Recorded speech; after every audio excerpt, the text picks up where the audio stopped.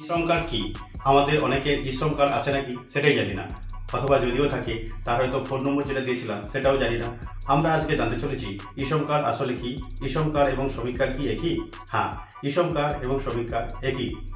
আজকে আমরা জানতে চলেছি শ্রম কার্ডের ফোন নম্বর কীভাবে চেঞ্জ করব, আর যদি আমার শ্রম কার্ড থেকেই থাকে, আমার কাছে যদি তার নম্বর না থাকে, তাহলে শুধুমাত্র আধার নম্বর দিয়ে কীভাবে আমি শ্রম কার্ড বের করব। তাহলে চলুন বন্ধুরা, আপনি আপনার মোবাইল বা ডেস্কটপে আসুন, এসে আপনি যে কোনো একটি ব্রাউজার ওপেন করুন। ওপেন করার পর আপনি ওখানে টাইপ করুন শ্রম বলে টাইপ করার পর এন্টার করুন। এইভাবে একটি ড্যাশবোর্ড দেখতে পাবেন। এখানে তিনটে অপশান আছে। একটি অপশান হলো যে আধার দিয়ে যদি আপনি লগ ইন করতে চান, অথবা ইউএন নম্বর মানে আপনি শ্রম কার্ডের নম্বর দিয়ে যদি খুঁজতে চান। এখন আমি লগ ইন উইথ আধার দিয়ে করব। এর জন্য প্রথমে আমাকে মোবাইল নম্বর দিতে হবে, যেটা আমার আধারের সঙ্গে যোগ আছে। সেই নম্বরটা দেওয়ার পর আমি ওখানে সেন্ড করলে, ট্যাব মারলে ওটা ওটিপি যাবে। ওটিপি আমি এখানে পুশ করব। আমার মোবাইলে ওটিপি এসছে, আমি ওটিপিটা এখানে দিচ্ছি। ওটিপি দেওয়ার পরে আমার আধার নম্বর চাইছে, আধার নম্বরটা আমি এখানে দেবো এবার।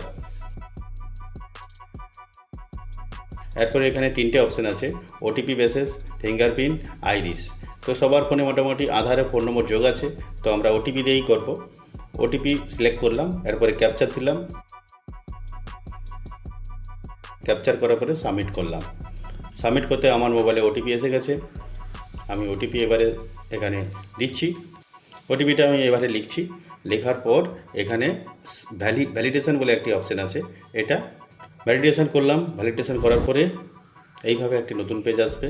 এখানে ওটা ক্লিক করতে হবে।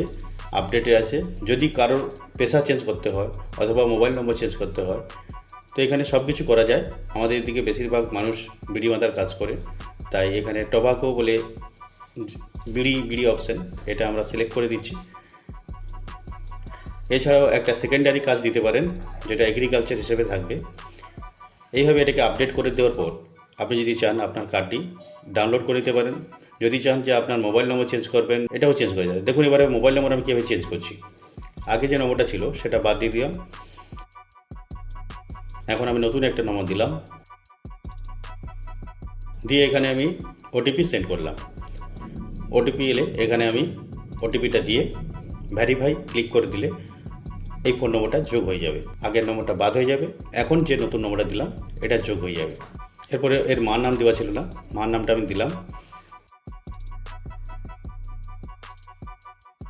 এরপরে যা যা ভুল আছে বা রক্তের গ্রুপ যা যা দরকার সব দেখে নিয়ে এখানে নমিনি যদি আপনি অ্যাড্রেস দিতে চান সেটা দিতে পারেন। এইভাবে এটাকে আপডেট করে দেওয়ার পর এরপরে আপনি এইভাবে এসে কার্ডটি ডাউনলোড করতে পারবেন। ডাউনলোড করে প্রিন্ট করে নেবেন। ফটোশপে আসবেন, ফটোশপে এসে সুন্দর করে প্রিন্ট করে নেবেন। প্রিন্ট করে লেমিনেশন করে কাস্টমারকে দিতে পারেন, বা আপনার যদি আপনার নিজের থাকে তাহলে সেটা আপনি গুগল ড্রাইভে বা কোথাও সেভ করে রাখতে পারেন।